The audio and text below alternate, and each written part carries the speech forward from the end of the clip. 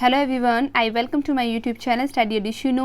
Objective questions की series चली जिसमें हम लोगों ने 37 क्वेश्चंस कर लिए थे। आज हम लोग 30 क्वेश्चंस करेंगे। ठीक है, तो आज इस वीडियो में हम लोग कितने क्वेश्चंस करने वाले हैं?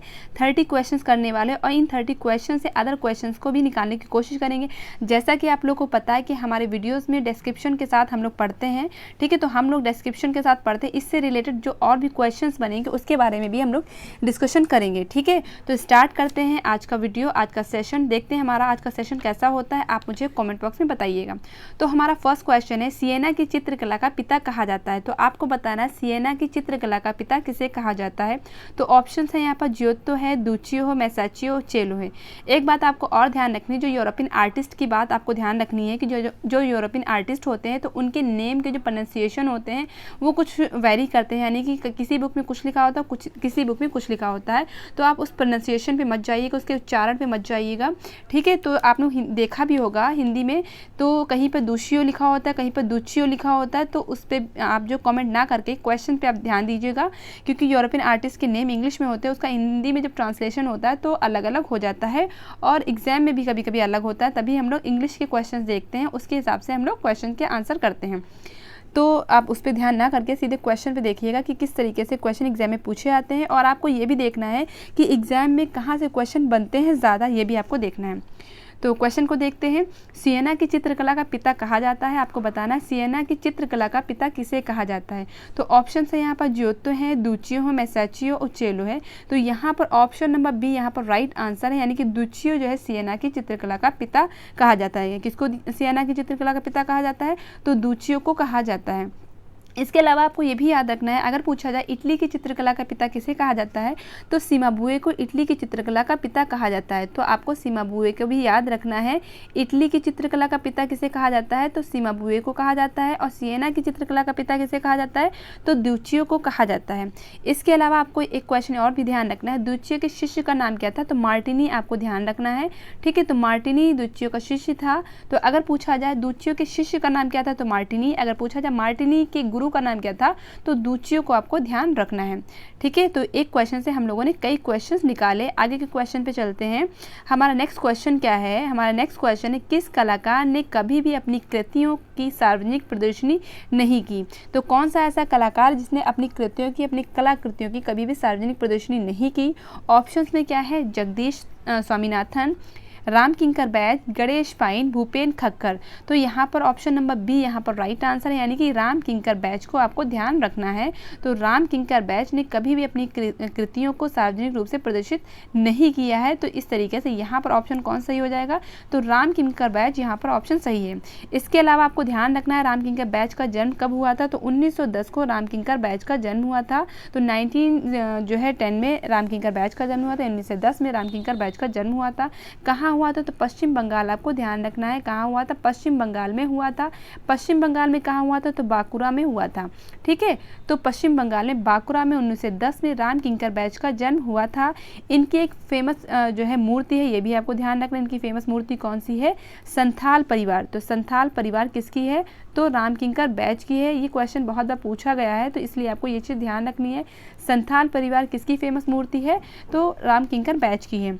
इसके अलावा आपको ध्यान रखना है जो राम किंकर बैज हैं वो मूर्तिकार और चित्रकार दोनों हैं।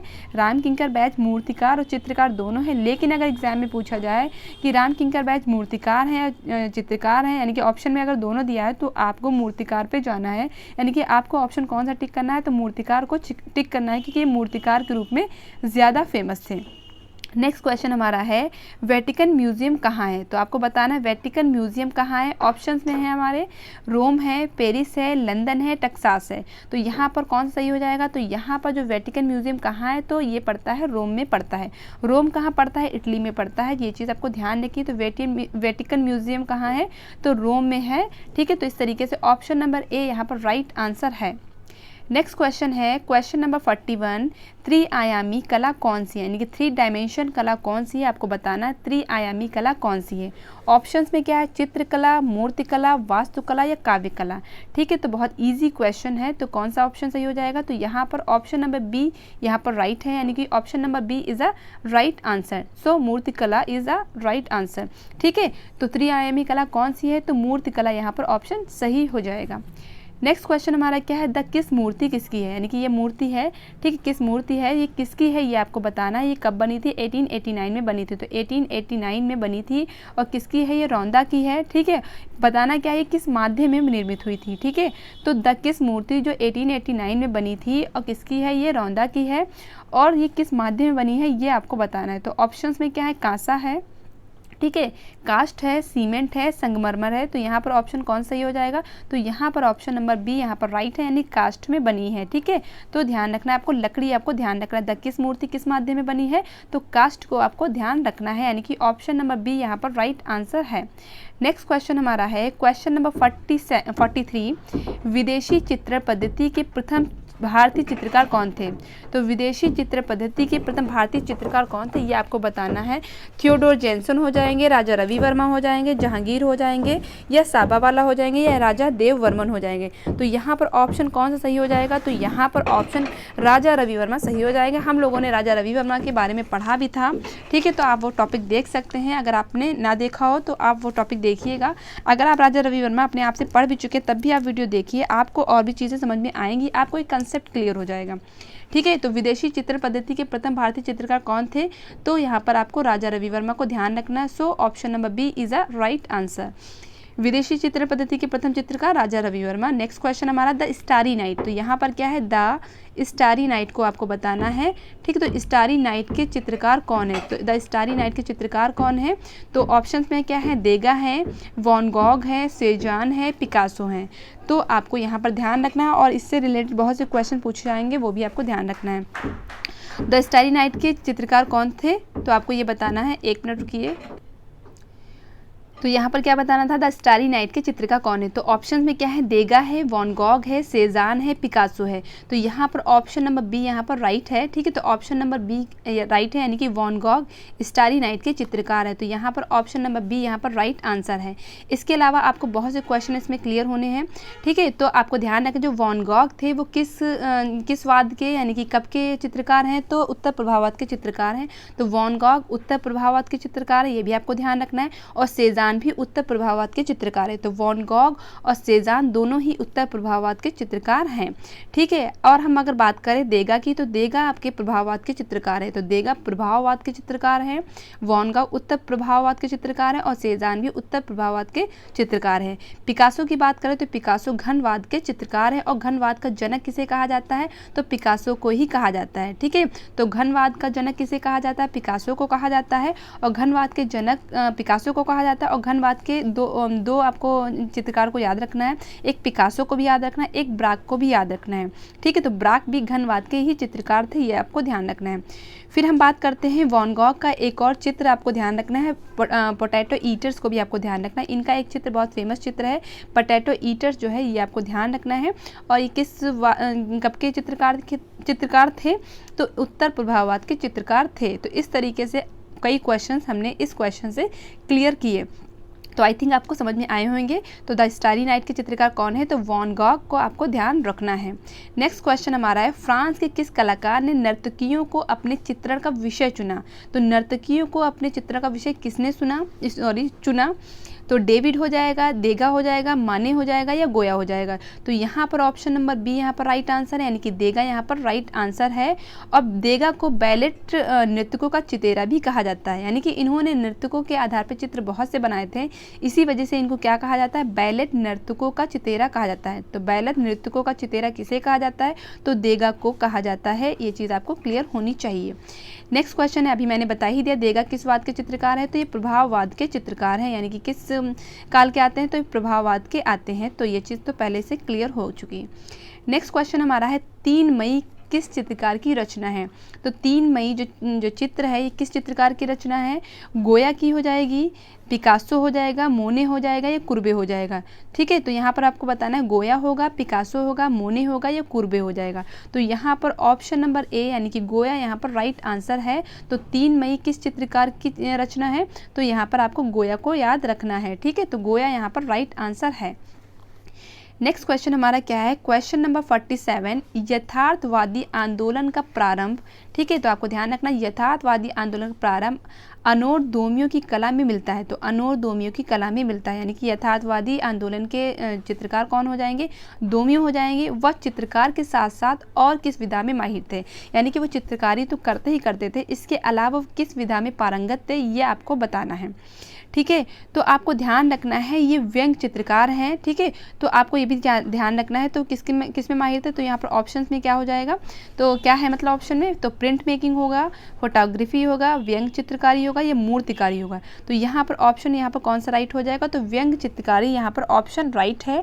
तो ये क्या है, व्यंग चित्रकारी करते थे, यानी कि व्यंग चित्रकार के रूप में भी ये फेमस हैं, ठीक है। तो ये चीज़ आपको ध्यान रखनी है। और इनको ब्लैक एंड वाइट पेंटर भी कहा जाता है, ठीक। तो अनोरदोमियों को ब्लैक एंड वाइट पेंटर भी कहा जाता है, ये भी आपको ध्यान रखना है। तो इनको क्या कहा जाता है, ब्लैक एंड वाइट पेंटर भी कहा जाता है। और इन्होंने जो व्यंग के आधार पर जो चित्र बनाए थे वो किस माध्यम में बनाए थे, तो वो भी आपको ध्यान रखना, वो लिथो माध्यम में बनाए हैं, ठीक है। तो ये भी आपको ध्यान रखना है। तो व्यंग के आधार पर जो उन्होंने चित्र बनाए वो किस माध्यम में बनाए हैं, तो लिथो माध्यम में बनाए, और बहुत से चित्र बनाए हैं, ये चीज़ आपको क्लियर होनी चाहिए। फिर हम बात करते हैं जो यथार्थवादी जो आंदोलन है इसका समय क्या था, टाइम पीरियड क्या है, इसके बारे में बात करते हैं। तो 1840 से लेकर के 1850 तक के इसका टाइम पीरियड माना जाता है। तो 1840 से लेकर के 1850 तक के यथार्थवादी आंदोलन का टाइम पीरियड माना जाता है। तो क्लियर हुआ। तो देखिए एक क्वेश्चन से आपको कई क्वेश्चंस करने हैं। आप जब घर पे भी आप जब सेट पेपर लगाते हैं तो उससे रिलेटेड जितने भी क्वेश्चंस हैं वो सारे किया करिए, जिससे कि आप लोग को अच्छे से प्रिपेयर हो जाए और एग्जाम में कोई भी कन्फ्यूज़न ना रहे। नेक्स्ट क्वेश्चन हमारा है पुरातात्विक महत्व का स्थल लोथल कहाँ है। तो सीधे आपको बताना है लोथल कहाँ पर पड़ता है। तो ऑप्शंस में क्या है, यहाँ पर पंजाब है, महाराष्ट्र है, गुजरात है, मध्य प्रदेश है। तो लोथल कहाँ पड़ता है, तो लोथल कहाँ पड़ता है, गुजरात में पड़ता है। तो इस तरीके से ऑप्शन नंबर सी यहाँ पर राइट आंसर है, ठीक है। तो गुजरात को आपको ध्यान रखना है लोथल के लिए, ठीक है। तो लोथल कहाँ है, गुजरात में पड़ता है। नेक्स्ट क्वेश्चन है प्राचीन बौद्ध कला पर प्रकाश डालने वाला इतिहासकार, ठीक है, कौन, लामा तारानाथ। जैसे कि आपको पता है बहुत से विदेशी इतिहासकार हमारे भारत में आए थे, तो जिनमें से लामा तारानाथ की बात चल रही। तो लामा तारानाथ ये कहाँ के इतिहासकार थे ये आपको बताना है, ठीक है। तो लामा तारानाथ कहाँ के इतिहासकार थे, ये क्वेश्चन जो है बहुत ईजी क्वेश्चन है, हालांकि पता होगा लेकिन फिर भी हो सकता है कुछ लोगों को ना पता हो। तो आपको ध्यान रखना लामा तारानाथ कहाँ के इतिहासकार थे, तो ये तिब्बत के थे, यानी कि तिब्बती इतिहासकार लामा तारानाथ। इस तरीके से आपको ध्यान रखना है, तिब्बती इतिहासकार लामा तारानाथ। तो यहाँ पर ऑप्शन कौन सा सही हो जाएगा, तो यहाँ पर ऑप्शन नंबर बी यहाँ पर राइट आंसर है। फिर आपको ध्यान रखना है जो ये तिब्बती इतिहासकार लामा तारानाथ थे तो ये भारत में कब आए, तो आपको ये भी ध्यान रखना। तो ये 16वीं शती में भारत में आए थे, ठीक है। तो किस शती में भारत में आए थे, तो ये 16वीं शती में भारत में आए थे। कौन, लामा तारानाथ, तिब्बती इतिहासकार लामा तारानाथ, ठीक है। तो आपको इस तरीके से ये क्वेश्चन क्लियर हो गए। नेक्स्ट क्वेश्चन हमारा है लालचंद किस शैली के चित्रकार थे। तो आपको बताना है लालचंद किस शैली के चित्रकार थे। अभी हम लोगों ने शैली को नहीं पढ़ा है, शैलियों को नहीं पढ़ा है। जैसे कि आपको पता है मॉडर्न चित्रकला चल रही है, मॉडर्न चित्रकला में हम लोग अवनीनाथ के शिष्यों के बारे में पढ़ रहे हैं। जब अवनीनाथ के सारे शिष्य हो जाएंगे उसके बाद हम लोग वहाँ पर वीडियो पॉज करके फिर यहाँ पर हम लोग शैली, गुफाएँ वगैरह इधर पढ़ेंगे, यानी कि कौन सी शैली है, मुग़ल शैली है, ठीक है, पहाड़ी शैली, राजस्थानी शैली, और सारी जो अजंता गुफा, एलोरा गुफा, ठीक है, एलिफेंटा गुफा, इन सब के बारे में पढ़ेंगे। इसके बाद यानी कि थोड़े से इधर आधुनिक चित्रकला के थोड़े से टॉपिक्स हो जाने के बाद उसको हम लोग पॉज कर देंगे, फिर इधर थोड़े से टॉपिक्स करेंगे, फिर उधर चले जाएंगे। तो इस तरीके से हम लोग बैलेंस बना के करते रहेंगे, ठीक है। तो आपसे एक ये भी रिक्वेस्ट है कि आप वीडियो को शेयर करिए। अगर ज़्यादा लोग पढ़ने वाले होंगे तो मुझे भी वीडियो बनाने में थोड़ा सा इंटरेस्ट आएगा। तो आप लोग वीडियो को शेयर नहीं करते हैं आई थिंक, तो आप वीडियो को शेयर किया करिए, ठीक है। तो ये मेरी रिक्वेस्ट है। अगर आप जो मेरे परमानेंट व्यूवर्स हैं तो उनसे मैं कह सकती हूँ कि वो मेरे वीडियोस को शेयर किया करें। जो परमानेंट व्यूवर्स नहीं तो उनसे मैं नहीं कह सकती, लेकिन जो परमानेंट व्यूवर्स हैं तो उनसे तो मैं कह ही सकती हूँ, ठीक है। तो यहाँ पर क्वेश्चन क्या है, लालचंद किस शैली के चित्रकार थे। तो मुग़ल शैली, कंपनी शैली, बसौली शैली और कांगड़ा शैली। तो यहाँ पर ऑप्शन कौन सही हो जाएगा, तो लालचंद कंपनी शैली के चित्रकार थे, आपको ध्यान रखना है। तो लालचंद किस शैली के चित्रकार हैं, तो कंपनी शैली के चित्रकार हैं। इसके अलावा कौन कौन से चित्रकार है कंपनी शैली के, वो भी आपको ध्यान रखना है। जैसे कि हुलास लाल, ठीक है, तो हुलास लाल को आपको ध्यान रखना है, ये भी कंपनी शैली के चित्रकार हैं, हुलास लाल को ध्यान रखना है। और कौन से हो जाएंगे, शिवलाल, ठीक है, तो शिवलाल भी कंपनी शैली के चित्रकार हैं। फिर कौन से हो जाएंगे, झूमक लाल, तो झूमक लाल भी कंपनी शैली के चित्रकार हो गए। तो जाहिर सी बात है सब में क्या क्या आ रहा है, लाल लाल आ रहा है, इसमें भी लाल आया, इसमें भी लाल आया, इसमें भी लाल आया और क्वेश्चन में भी लाल है, लालचंद। तो जहाँ पर लाल लाल आ जाए तो वहाँ पर समझ जाइएगा ये कंपनी शैली के चित्रकार हो सकते हैं। यानी कि वहाँ पर आपको थोड़ा सा माइंड लगा के क्वेश्चन का आंसर देना है। ऐसा भी नहीं कि जहाँ पर लाल आ जाए आपने कंपनी शैली लगा के टिक लगा दिया और क्वेश्चन गलत हो जाए। तो आपको थोड़ा सा वहाँ पर माइंड का भी यूज़ करना है। आप इतने बड़े एग्जाम का जो है एग्ज़ाम देने जा रहे हैं, नेट के एग्ज़ाम देने जा रहे हैं, तो कोई छोटा मोटा एग्ज़ाम नहीं होता है। तो इस तरीके से आपको लाल देख कर ही आंसर नहीं करना है, लेकिन आप इससे थोड़ा सा हिंट ले सकते हैं। तो इस तरीके से कंपनी शैली के कौन कौन से चित्रकार हैं तो आपको ध्यान रखना, हुलास लाल, शिवलाल, झूमक लाल और लालचंद तो हैं। इसके अलावा गोपाल चंद को भी ध्यान रखना है। ठीक है, तो गोपाल चंद को भी आपको ध्यान रखना है। तो गोपाल चंद भी किस शैली के चित्रकार हैं तो जो है कंपनी शैली के चित्रकार हैं। तो ये चीज़ भी आपको क्लियर होनी चाहिए। नेक्स्ट क्वेश्चन हमारा है सिगरिया से। सिगरिया के चित्रों में किस रंग का प्रयोग नहीं मिलता है?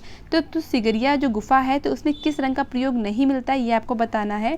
तो नीले कलर का, ब्लू कलर का यूज़ नहीं मिलता है। तो सिगरिया के चित्रों में किस रंग का प्रयोग नहीं मिलता है तो यहाँ पर नीले कलर का प्रयोग नहीं मिलता है, नीला कलर नहीं दिखाई पड़ता है। तो इस तरीके से यहाँ पर ऑप्शन कौन सही हो जाएगा, यानी कि ऑप्शन नंबर सी यहाँ पर राइट आंसर है। ठीक है, अब हम बात करें सिगरिया गुफा है कहाँ। तो ये सिगरिया गुफा पड़ती कहाँ है तो श्रीलंका में पड़ती है। तो सिगरिया गुफा कहाँ पड़ती है, श्रीलंका में पड़ती है। और इसकी खोज कब हुई थी तो 1830 में इसकी खोज, यानी कि सिगरिया गुफा के चित्रों की खोज कब हुई थी तो 1830 में। और किसने की थी, मेजर फोमर्स ने की थी। तो किसने की थी तो फोमर्स को आपको ध्यान रखना है। तो फोमर्स ने सिगरिया गुफा के चित्रों की खोज की थी। तो आपको ये भी ध्यान रखना है कब की थी तो 1830 आपको ध्यान रखना है। ठीक है, तो सिगरिया से आपको कितने क्वेश्चंस बने। सबसे पहले यहाँ पर नीले कलर का यूज़ नहीं हुआ है, ये श्रीलंका में है। और इसकी खोज किसने की थी तो फोमर्स ने की थी। कब की थी तो 1830 में की थी। नेक्स्ट क्वेश्चन पे हम चलते हैं। किस गुफा के चित्रों में नारी आकृतियों की गढ़नशीलता मूर्तियों के समान दिखाई पड़ती है? तो आपको बताना है किस गुफा में जो नारी आकृति की जो गढ़नशीलता है वो मूर्तियों के समान दिखाई पड़ती है, जैसे बिल्कुल मूर्ति के समान लगते हैं। तो ये आपको बताना है। तो ऑप्शंस में क्या है, यहाँ पर सित्तनवासल है, बाघ है, सिगरिया है, अजंता है। तो यहाँ पर भी ऑप्शन कौन सही हो जाएगा तो यहाँ पर भी आपको सिगरिया को ध्यान रखना है। ठीक है, तो सिगरिया में जो है नारी की आकृति की जो गढ़नशीलता है वो मूर्तियों के समान दिखाई पड़ती है। तो यहाँ पर ऑप्शन नंबर कौन सही हो जाएगा तो ऑप्शन नंबर सी यहाँ पर राइट आंसर है। एक चीज़ आपको और ध्यान रखनी, जो सिगरिया की गुफा में जो चित्र बने हैं वो गीली भित्ति पर बने हैं। जैसे कि अजंता में सूखी भित्ति पर चित्र बने हैं और सिगरिया में किस भित्ति पर चित्र बने हैं, गीली भित्ति पर चित्र बने हैं, जिसको हम बोलते हैं फ्रेस्को ब्यूनो बोलते हैं। तो गीली भित्ति पे बने हुए उस पद्धति को क्या बोलते हैं तो फ्रेस्को ब्यूनो बोलते हैं। और सूखी वाले को क्या बोलते हैं, फ्रेस्को सेको बोलते हैं। तो सिगरिया में किस भित्ति पर चित्रण हुआ है तो गीली भित्ति पर चित्रण हुआ है। तो ये भी चीज़ आपको क्लियर हो गई। नेक्स्ट क्वेश्चन हमारा है question number 57। Fine art in India and Ceylon के लेखक कौन है? तो fine art in India and Ceylon के लेखक कौन है? तो बुक्स आपको पता है खूब पूछी जाती है एग्जाम में, तो आपको बुक्स ध्यान रखनी है किसकी कौन सी बुक्स हैं। ठीक है, तो वो आपको ध्यान रखनी है। तो जो मैं आपको बुक्स पढ़ाती जाती हूँ कि कौन सी बुक किसकी है, तो आप एक पेज में लिख लिया करिए कि कौन सी बुक किस लेखक की है। यानी कि बुक्स के एक तरफ नाम लिख लिया करिए और दूसरी तरफ आप राइटर के नाम लिख लिया करिए, जिससे कि आप जब एग्ज़ाम के टाइम में जब रिवीजन करेंगे तो आपको एक साथ में मटेरियल मिल जाएगा। ठीक है, तो ऑप्शन यहाँ पर क्या है, वाचस्पति गैरोला, स्टेला क्रैम्ब्रिज, जेम्स फर्ग्यूसन और विंसेंट स्मिथ। तो यहाँ पर ऑप्शन कौन सही हो जाएगा तो fine art in India and Ceylon के लेखक विंसेंट स्मिथ हैं। ठीक है, तो विंसेंट स्मिथ को आपको ध्यान रखना है। नेक्स्ट क्वेश्चन हमारा है क्वेश्चन नंबर 54। भारतीय साहित्य में हाथी और बैल सूचक है। तो आपको बताएं एलिफेंट और बुल जो है किसके सूचक हैं ये आपको बताना है। तो ऑप्शंस पे हम लोग चलते हैं, मांगल्य, समृद्धि, विशालता, क्रूरता, सौंदर्य व समर्पण या इनमें से कोई नहीं। तो यहाँ पर कौन सा आंसर सही हो जाएगा तो मांगल्य और समृद्धि यहाँ पर राइट आंसर है। तो हाथी बैल किसके सूचक है तो मांगल्य और समृद्धि के सूचक है हाथी और बैल। नेक्स्ट क्वेश्चन पे चलते हैं, नारी के आदर्श रूप का चित्रण किस गुफा में हुआ है? तो नारी के आदर्श रूप का चित्रण किस गुफा में दिखाई पड़ता है? तो ऑप्शंस में क्या है, अजंता है, बाघ है, बादामी है, सित्तलवासल है।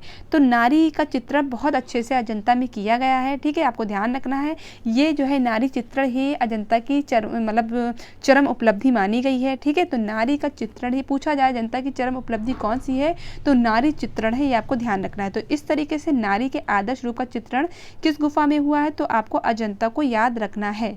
ठीक है, अजंता में जो चित्र है वो किस कैसे हैं तो रेखा प्रधान माने गए हैं, ये भी आपको ध्यान रखना है। यानी कि रेखाओं को बहुत अच्छे तरीके से, यानी कि रेखाओं के जरिए ही चित्रों को बहुत अच्छे से उभारा गया है, यानी कि उसमें जान लाई गई है। ठीक है, तो इस तरीके से नारी के आदर्श रूप का चित्रण किस गुफा में हुआ है, तो आपको अजंता को याद रखना है। ठीक है, अजंता कहाँ पड़ती, तो ये आपको पता ही है, तो आप कमेंट बॉक्स में बता सकते हैं अजंता एलोरा वगैरह कहाँ पर गुफाएं पड़ती हैं, तो आप मुझे कमेंट बॉक्स में बता सकते हैं अगर आप बताना चाहें तो। नेक्स्ट क्वेश्चन हमारा है क्वेश्चन नंबर 56, निम्नलिखित में से किसको एशिया का ज्योतिपुंज कहा जाता है, तो लाइट ऑफ एशिया किसे कहा जाता है, तो आपको ये बताना है लाइट ऑफ एशिया किसे कहा जाता है, ये आपको बताना है। ठीक है, तो लाइट ऑफ एशिया किसे कहा जाता है ये आपको बताना है इस क्वेश्चन में। तो ऑप्शंस में यहाँ पर क्या है, महावीर है, गौतम बुद्ध है, कृष्ण है, राम है। तो लाइट ऑफ एशिया के नाम से किसे जाना जाता है, तो गौतम बुद्ध को जाना जाता है।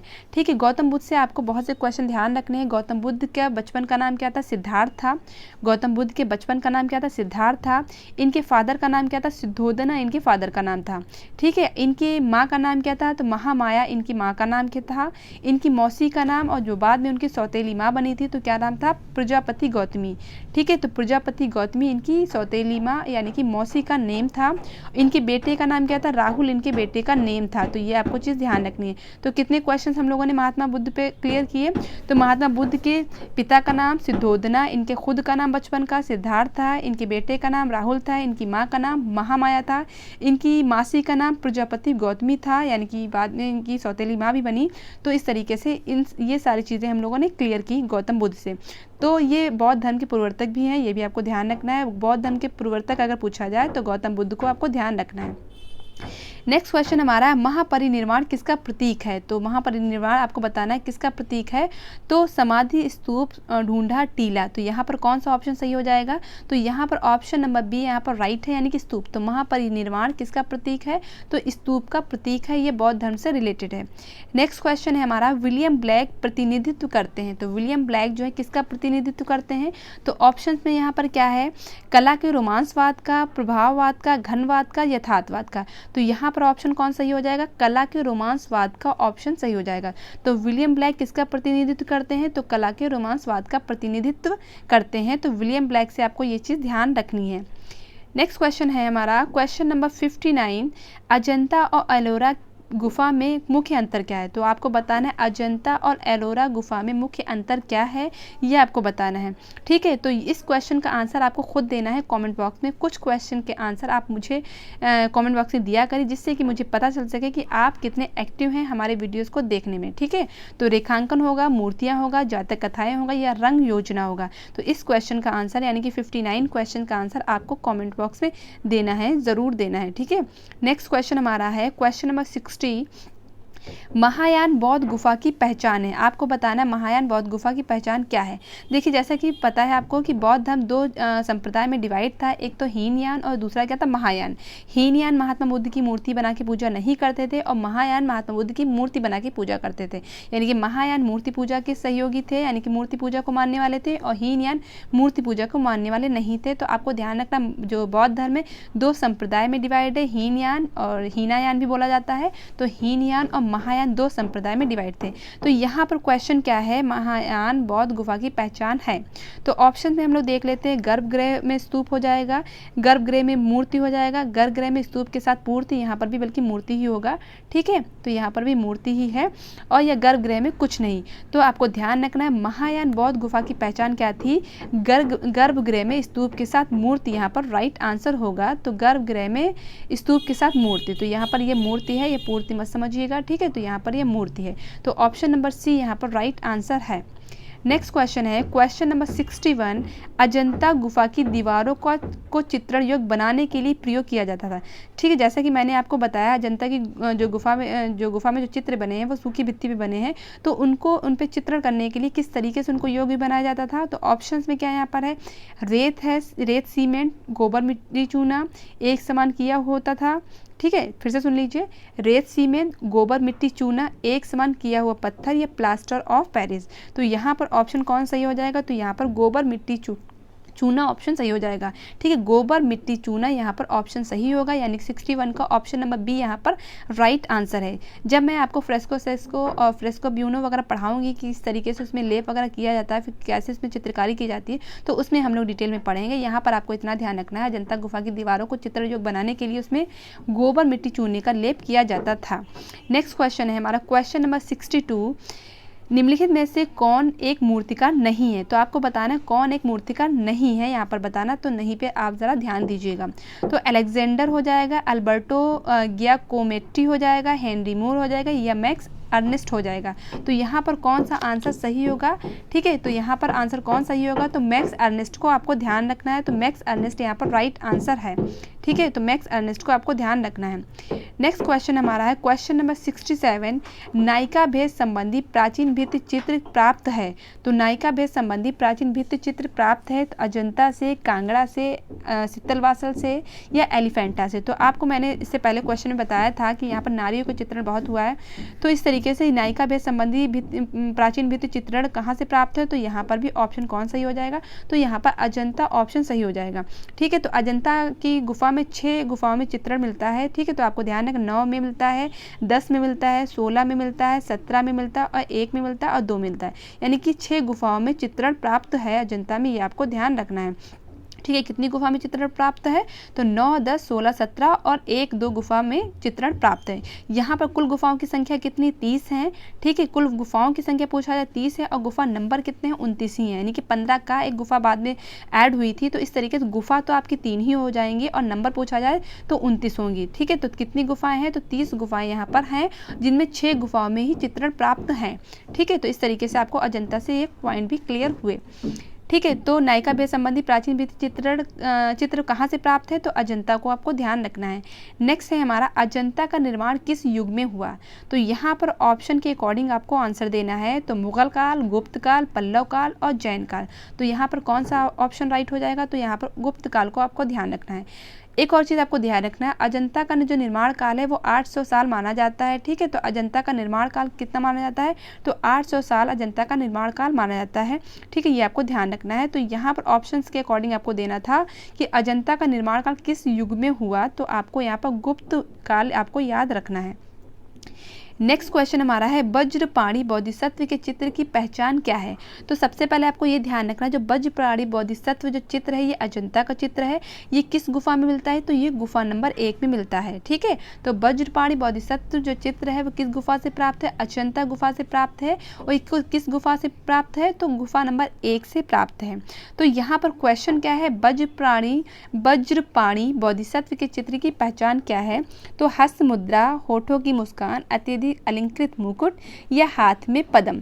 तो यहाँ पर ऑप्शन नंबर सी यहाँ पर राइट आंसर है, यानी कि अत्यधिक अलंकृत मुकुट यहाँ की यानी कि वज्रपाणी बोधिसत्व की पहचान है। तो यहाँ पर ऑप्शन नंबर सी यहाँ पर राइट आंसर है।